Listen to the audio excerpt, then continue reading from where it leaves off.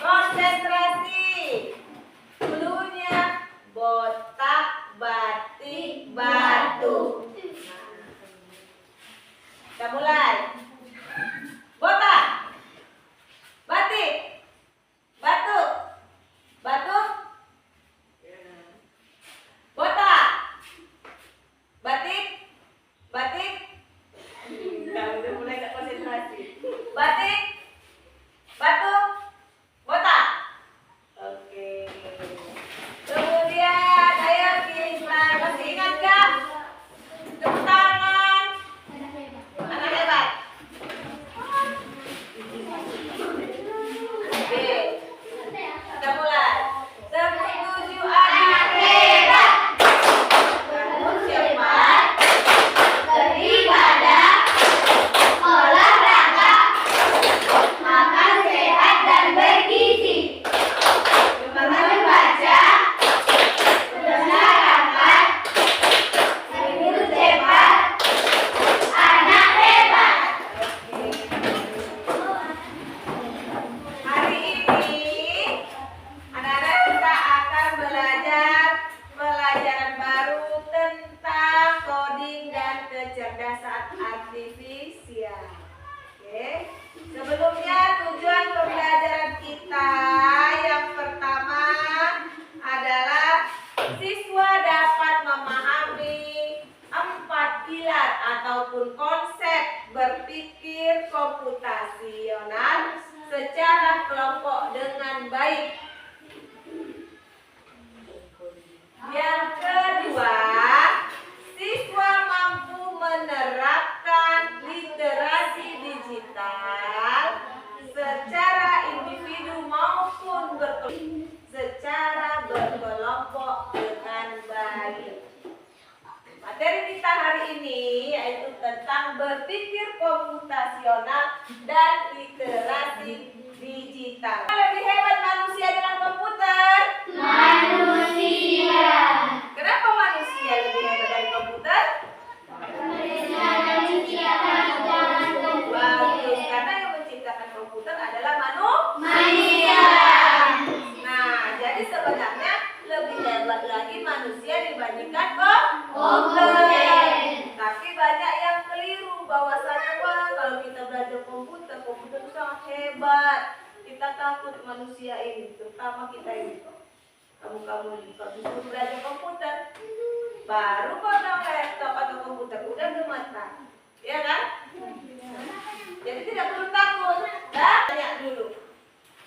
Kalau kamu bangun tidur, ya kan? Bangun tidur. Siapa yang membersihkan kamar?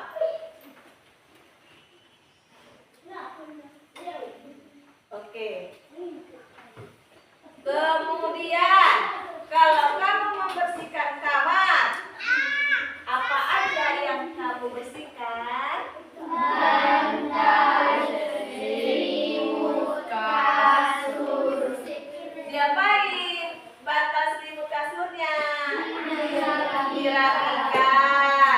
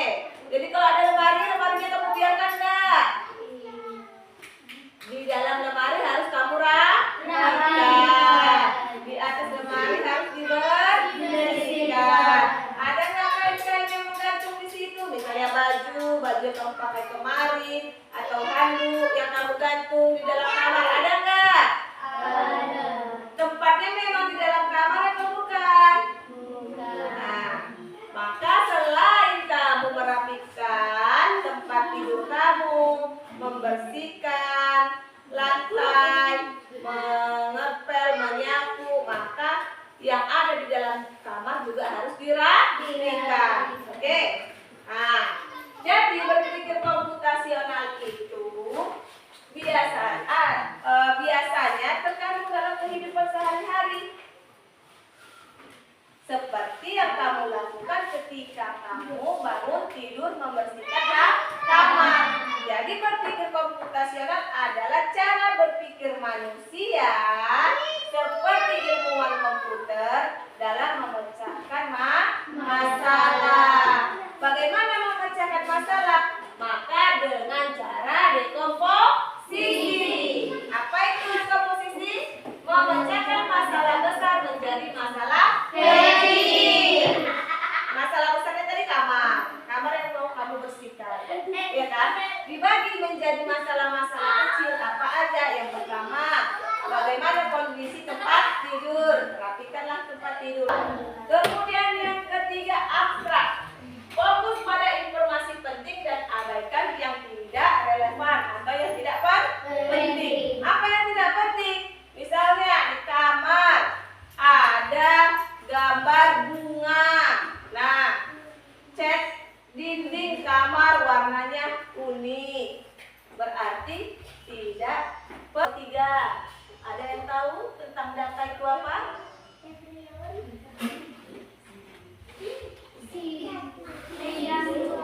Simbol masuk dalam data. Kelompok 1 angka. Kelompok 2 Fakta. oke. Jadi kalau data itu kumpulan dari fakta, angka, simbol atau kumpulan lain. Sudah? Yang belum dapat ada 12 siswa. Sudah kan? Itu yang dikatakan data. Tapi belum menjadi sebuah informasi. Jadi data ini berkaitan dengan informasi. Setelah data itu kamu kumpulkan, membuat yang akurat. Ternyata dari 12 siswa ini terbagi lagi jumlah laki-laki sekian, jumlah perempuan sekian. Paham sampai di sini? Itu membedakan mana data dengan informasi. Kalau data adalah kumpulan dari angka, fakta ataupun simbol yang belum diolah, sedangkan informasi dihasilkan dari data yang sudah diolah kemudian ditampilkan sehingga mudah dipahami. Oke, itulah berubah menjadi informasi. Nah, kemudian mengapa penting pengelolaan data? Pengelolaan data adalah proses penting yang melibatkan 4 ini. Apa aja yang pertama? Mengumpulkan data. Yang kedua? Mengumpulkan data. Ketiga? Mengolah data. Yang keempat? Menyajikan data. Jadi kalau mau mengelola data harus melibatkan yang 4 poin ini. Pertama kita. Kemudian pentingnya pengelolaan data. Apa pentingnya pengelolaan data? Membantu mengambil keputusan yang tepat, mendapatkan informasi yang akurat dan jelas. Oke, jadi pentingnya pengelolaan data itu mengambil keputusan guna mendapatkan informasi. Jadi kalau sudahlah kamu lakukan ke-4 poin ini, maka kamu bisa ambil keputusannya bahwasannya informasi yang kamu dapatkan itu sudah benar, sudah jelas, sudah. Kemudian klasifikasi data. Ada apa aja? Yang pertama, data kuantitatif. Data kuantitatif itu berupa deskripsi, berupa tulisan. Paham? Nah, misalnya apa? Warna, rasa. Kemudian yang kedua, data kualitatif. Itu berupa angka. Nah, contohnya apa?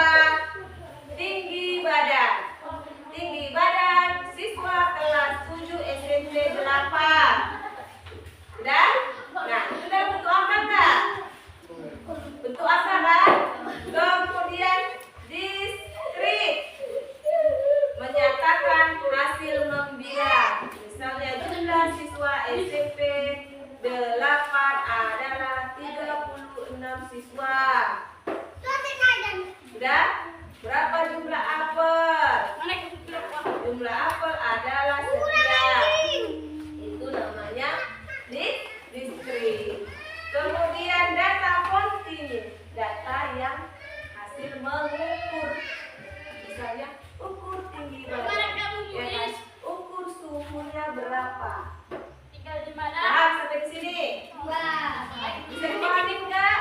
Bisa. Oke, kemudian data primer. Data primer itu dikumpulkan langsung dari sumbernya. Dengan cara apa? Bertanya atau wawancara. Oke, kemudian data sekunder. Kalau data sekunder itu dikumpulkan dari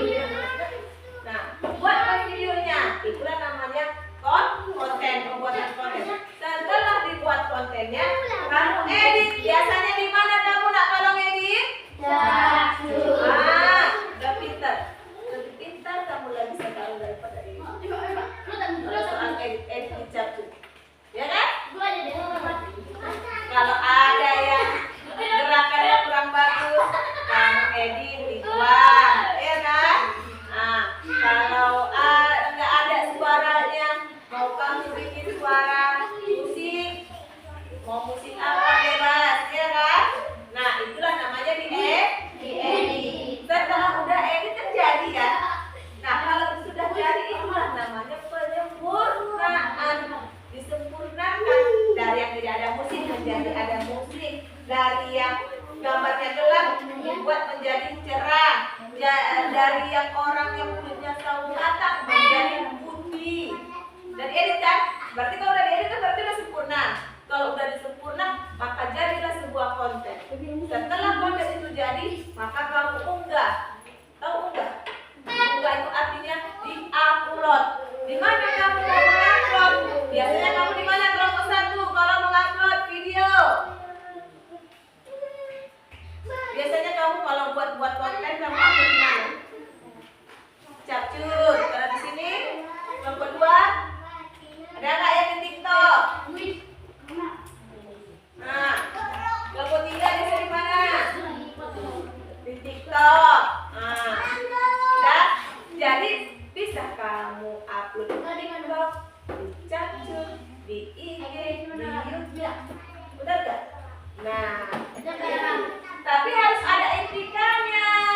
Nah, itulah yang kita pelajari di dalam diseminasi konten digital. Kalau literasi tadi kan pembuatannya. Benar gak?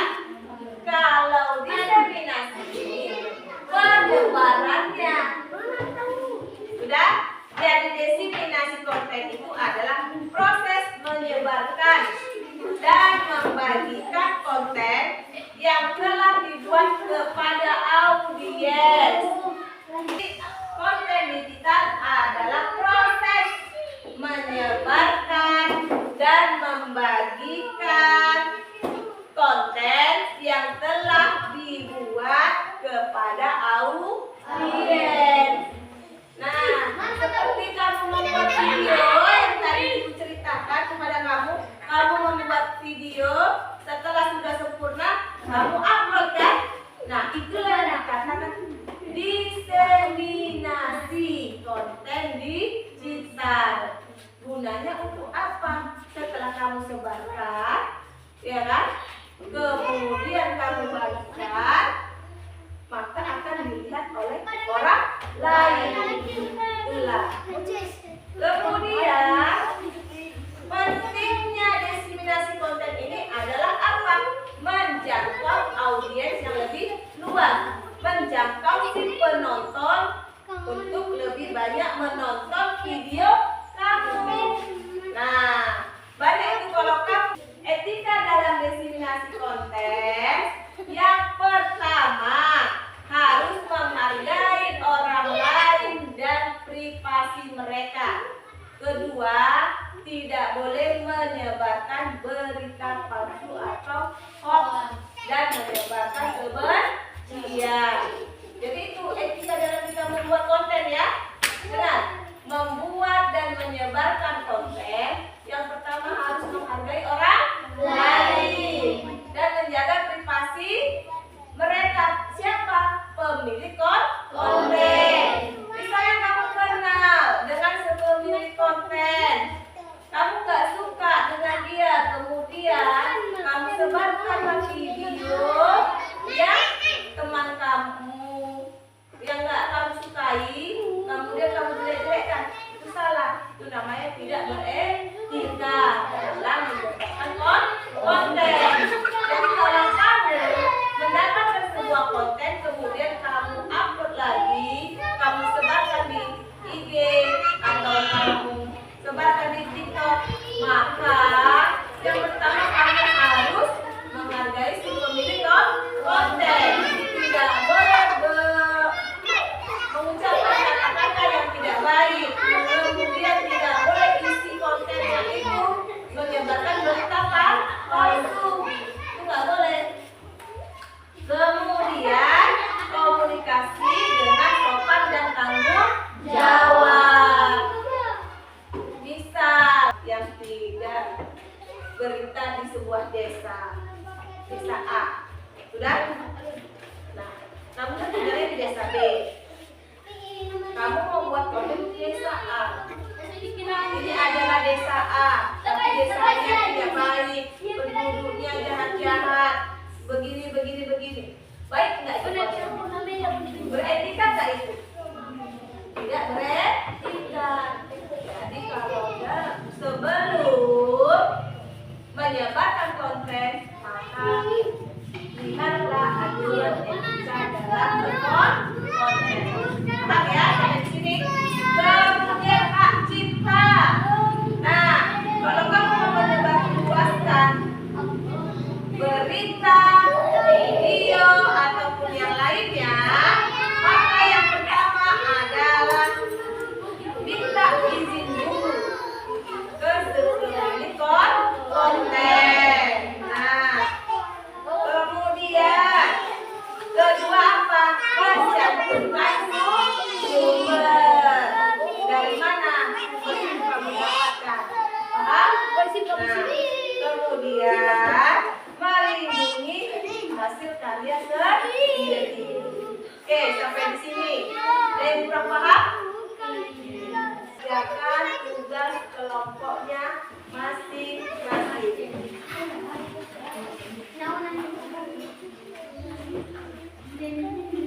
LKPD-nya letak di tengah. LKPD-nya biar kawan sama-sama dibaca. LKPD-nya di tengah. Oke, kerjakanlah secara berkelompok. Kemudian yang terakhir, lihat dulu ini LKPD-nya.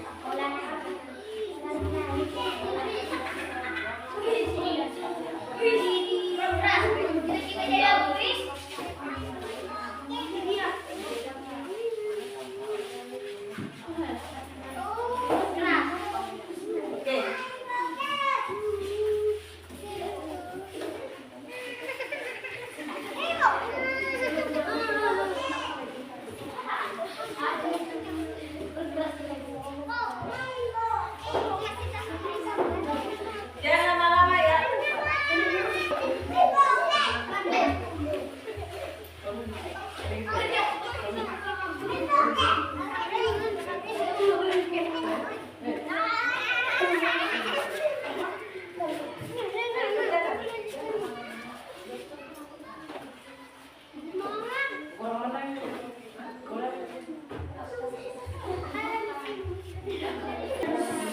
Suaranya. Dengarkan kawannya, kelompok 1 yang tampil di depan.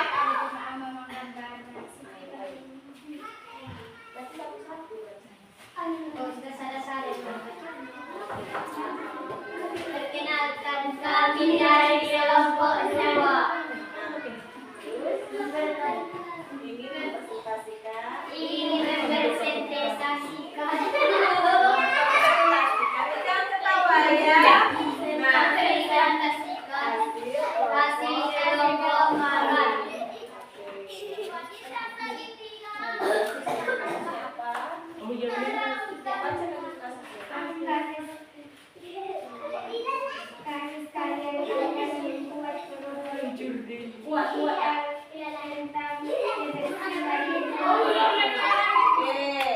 Kasusnya apa? Dengarkan baik-baik. Kasusnya adalah tentang kebersihan lingkungan sekolah. Maka kamu disuruh untuk berpikir komputasional mengenai proyek digital kebersihan lingkungan sekolah. Yang pertama,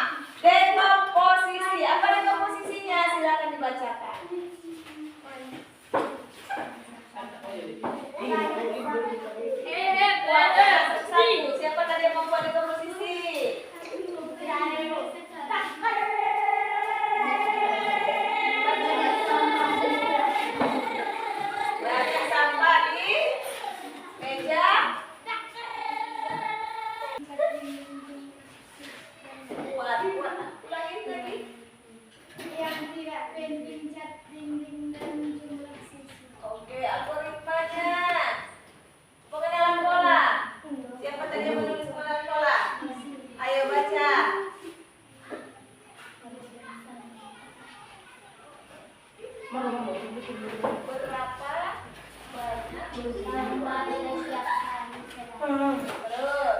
ada yang sekali lagi Lagi. dalam sekolah. Kenapa? Oke. Algoritmanya. Siapa yang membuat algoritma tadi? Lingkungan sekolah. Terus. Terus. Membersihkan dong. Belajar membersihkan laci. Oke. Inilah hasil poster dari kelompok 2. Sebelah sini ya. Jangan tutupin ya. Jangan tutupin. Nah. Ini adalah hasil poster kelompok 2. Coba jelaskan dulu posternya ini bagaimana. Di sini ada tong sampah. Jelaskan. Tong sampahnya kenapa ada 2? Yang satu organik. Bagus. Yang satu lagi anti organik. anorganik. Jadi kalau yang organik ini contohnya sampah apa?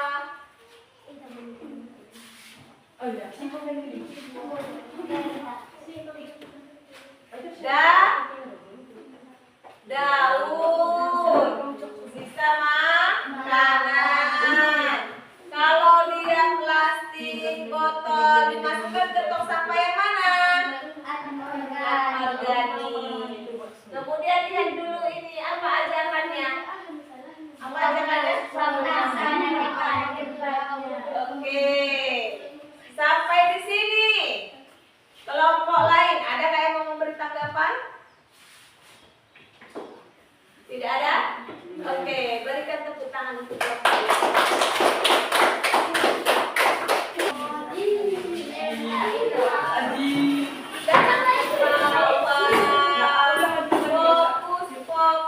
Fokus.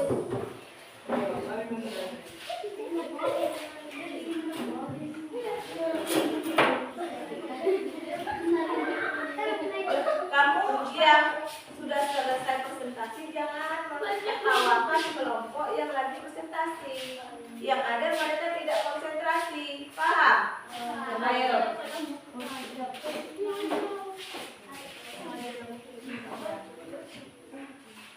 Ayo perkenalkan dulu kelompoknya.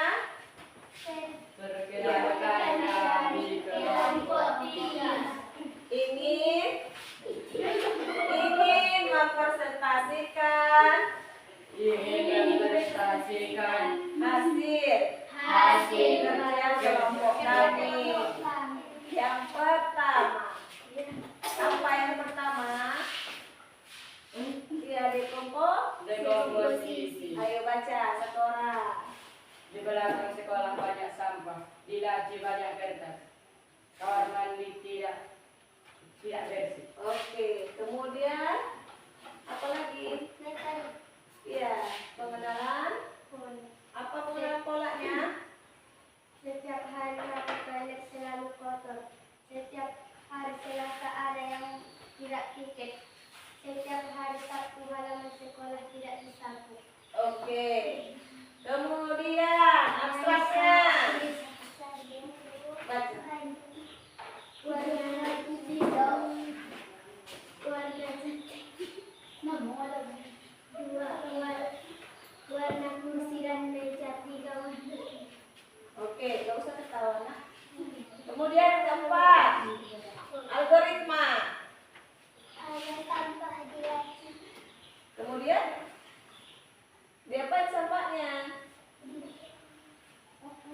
Ayo. Ada Kemudian? yang tidak menyapu halaman sekolah. Toilet setiap hari kotor. Kelompok 1 dan kelompok 2 ada nggak yang bisa menanggapi algoritma dari kelompok 3? Ada nggak? Algoritma tadi kan menyusun langkah-langkah, ya kan? Nah, temanya apa? Kebersihan lingkungan sekolah. Berarti algoritmanya menyusun langkah-langkah membersihkan lingkungan sekolah. Paham kelompok 3? Dimulai dari mana? Periksa laci meja di setiap ruangan kelas.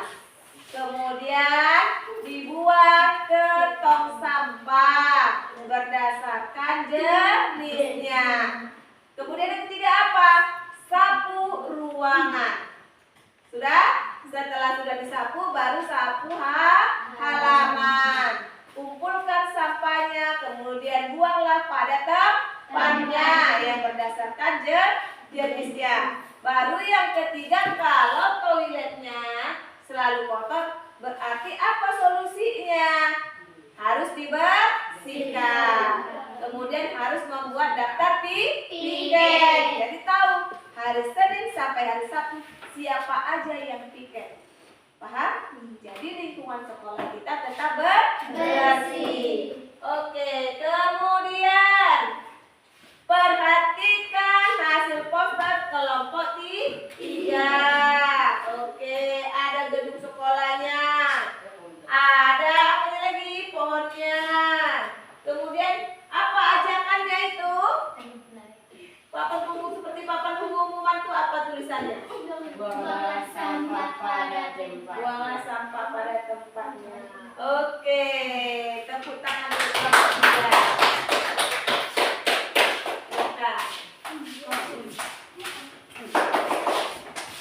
Sekarang kita refleksikan dulu untuk kelompok 1. Apa tantangannya dalam membuat proyek ini? Ada rumus.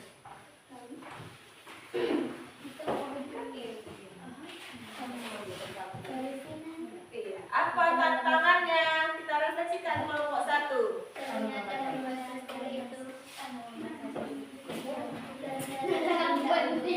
Oke, solusinya bagaimana? Harus geser lagi. Kalau kelompok 2, refleksinya ini nih. Kelompok 2. Tantangannya apa tidak?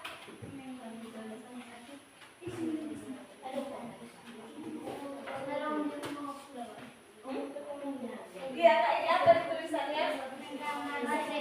Oh, menggambar sekolah bagaimana? Sulit atau tidak? Sulit. Kemudian solusinya bagaimana?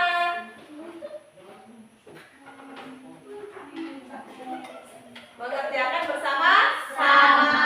Oke, kelompok 3. Ternyata membuat konten tidak mudah. Kamu harus belajar. Oke. Kamu harus belajar. Berarti udah tahu ya bagaimana kita cara berpikir komputasional dan dikaitkan dengan kehidupan sehari-hari. Dari masalah yang besar menjadi masalah yang kecil.